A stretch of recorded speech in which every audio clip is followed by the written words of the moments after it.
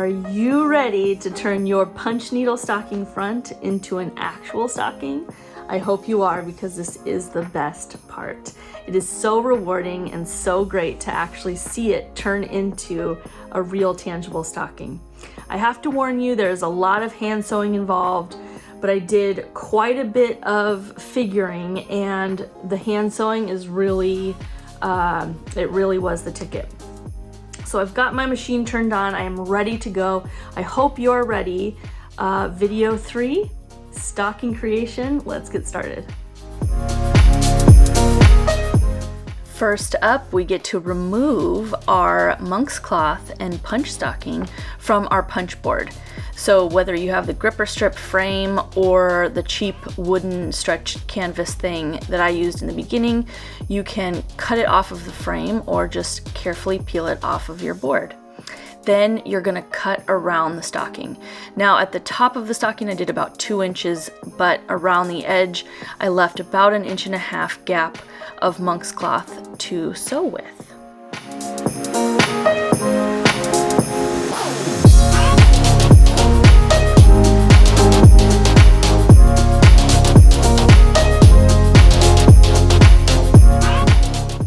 Next, add a quick basting stitch around the entire stocking.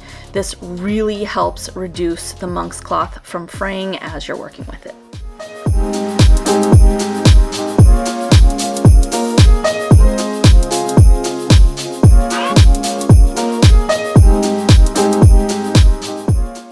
Now it's time to cut the backing of our stocking.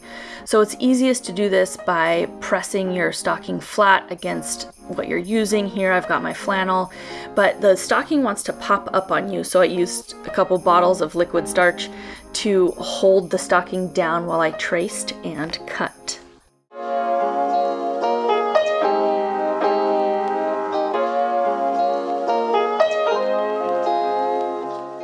Okay, first little crazy sewing trick.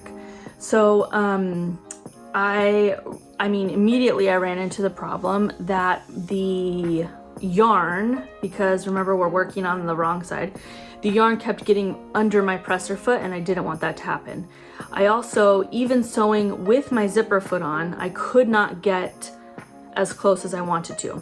So I used this tiny little ruler. There's even like some fuzz from the yarn on here. I used this tiny little ruler to hold the yarn back as I sewed, and I scoured the internet for other options. I even visited my local sewing store to see about if my old lady friends had any advice for me, and they didn't. So we've got our zipper foot on and we're gonna do the best we can using this little ruler. So I didn't speed the video up at first so that you could see in real time what this actually looks like, me holding back that yarn as best I can to keep the needle area free. It was a bit of a struggle, so you have to kind of keep moving the ruler back and just sew slow. That's my biggest tip here. Just go slow and make sure to try your best to keep the seam allowance the same as you keep going and as you keep sewing around. Just keep that ruler out of the way of your needle and it'll work. It's a bit crazy, but this is the best we could do to get as close as we could.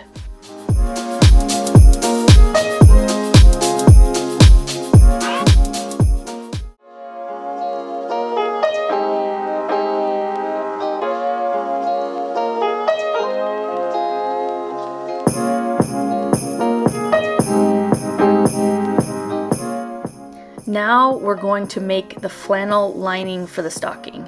So I did this by just cutting out the stocking pattern and then laying that on top of a folded piece of flannel.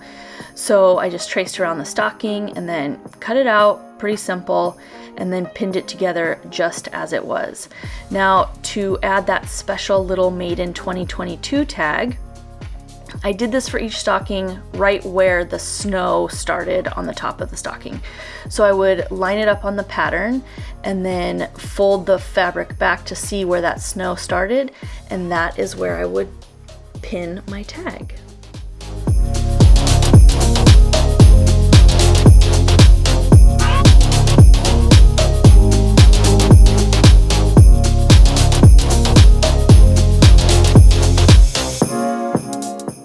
For the lining, I took a solid 1/2 inch seam allowance.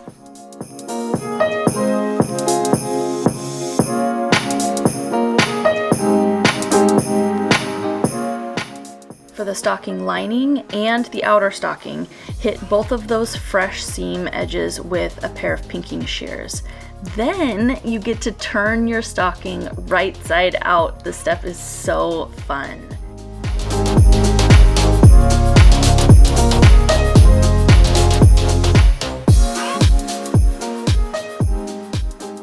We need to finish off the top of the stocking. So the edges, you know, they're all sewn and everything, but the top, this is where I started.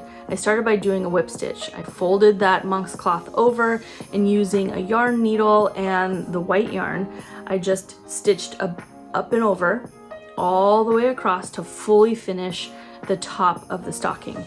And this was the best way, and it gave like the perfect top edge to the stocking. Now, once you do the lining, the back side of this whip stitch is going to be covered, so don't worry if it looks a little bit crazy.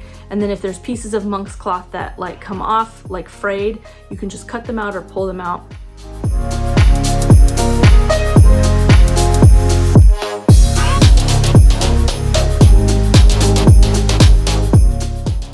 When you first start sewing, you have to hide that giant yarn knot on the inside of your stocking, but that's not how you want to continue sewing. So after you've got a couple stitches in, just do a tiny little side stitch in that punched area so that now you can insert your needle from the front of the stocking and continue your whip stitch like that, because it's definitely the easiest to keep inserting the needle from the front of the stocking.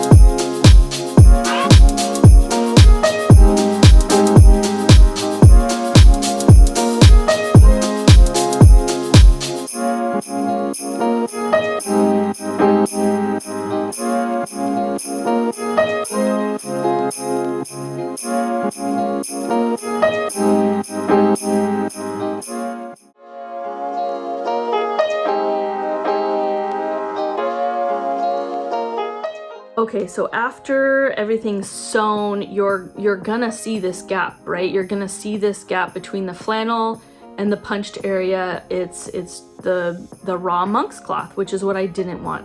So I had to figure out what to cover it with. There was no trim, nothing that was like striking my fancy, and then I thought, I wonder if I make a braid of the yarn and sew it on, if it will almost like camouflage, if you won't even know that it's a braid, and it'll be the perfect trim, which it worked perfect. So it's definitely time consuming to make this giant braid, and then it's significantly time consuming to sew it on. But I am telling you, this little detail pulls the whole stocking together.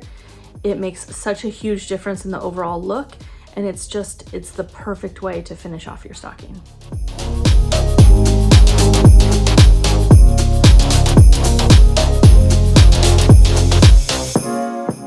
Did a lot of really heavy sewing right here in the corner to start with the braid. And then the thing about the braid is that there was no way I could just sew down the center of the braid. I really had to sew both sides down. So what I would do is I would just cut a random length of thread, and I would sew until that thread ran out. So I would sew the entire side until that thread was gone, and then I would tie off a little knot, and then cut another length of thread and sew the opposite side to try to like keep it even as I sewed along the stocking. This definitely does take a while, but you can do this while you're kind of like watching TV or relaxing in front of the Christmas tree maybe, and you'll see how beautifully this braid ends up being the perfect trim.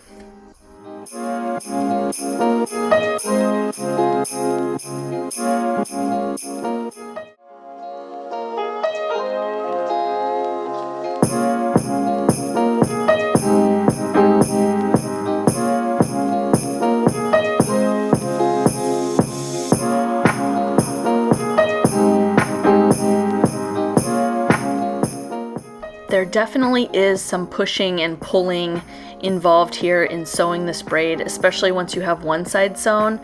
There is some like tension there to make the braid fit across that part of the monk's cloth.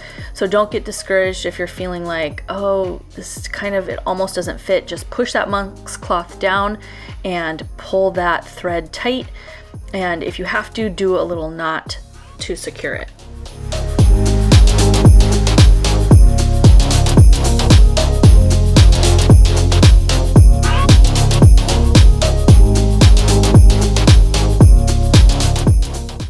Once you've finally reached the end, it's super exciting.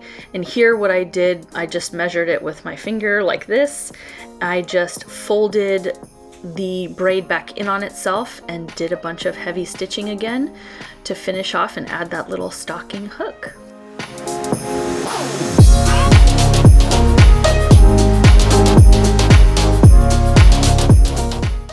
Here we are, we have arrived at the very last step, which is attaching our lining to the stocking. So we're going to slide the lining right into the stocking, and then we're gonna fold the top back in on itself and put both the outside and the inside pieces together, making sure that they fit properly and you can pin or clip these together. I did a lot of really kind of heavy hand stitching in the corners to make sure that everything was super sturdy. And then I did a really simple blanket stitch around the entire top of the stocking. So as you are sewing, it's so exciting because you know this is the last step of what was a very step heavy, I guess, project. And in no time, you and I are gonna be finished with our stockings and ready for Santa Claus.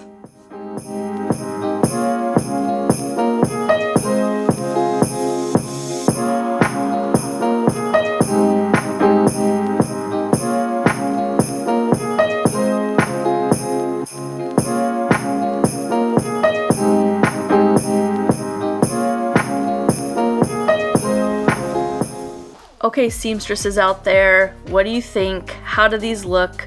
I have to say that I am very proud of myself and proud of these stockings. I feel like these are probably the best thing that I have ever made. And I cannot wait to celebrate with my babies using these year after year after year.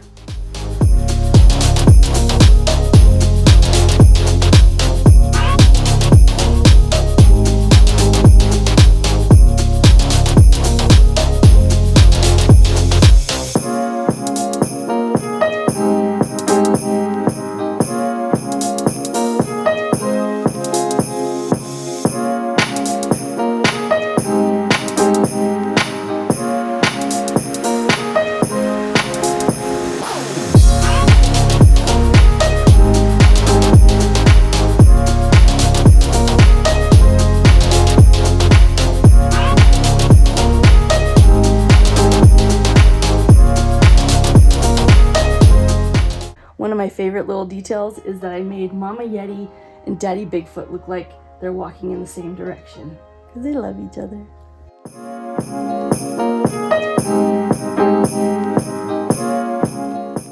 Well, I have to say that is a huge relief and a huge accomplishment. I think after punching and sewing for 5 days straight, I'm working on a blister on my finger. But I am so happy with how these stockings turned out. And I'm so thrilled to be able to share this how-to with you guys. I hope this is just the first of many heirlooms that I get to make for my family. And this has really got me thinking, like, you know, hopefully my kids love these stockings enough they like want to take them with them. But then I'm thinking, am I gonna let them take them? Like, do I keep these at my house like forever? Maybe like they can have them when I'm dead? I don't know. And then if they get married, do I have to then I get to make a stocking for their significant other, right? And then their kids, holy cow.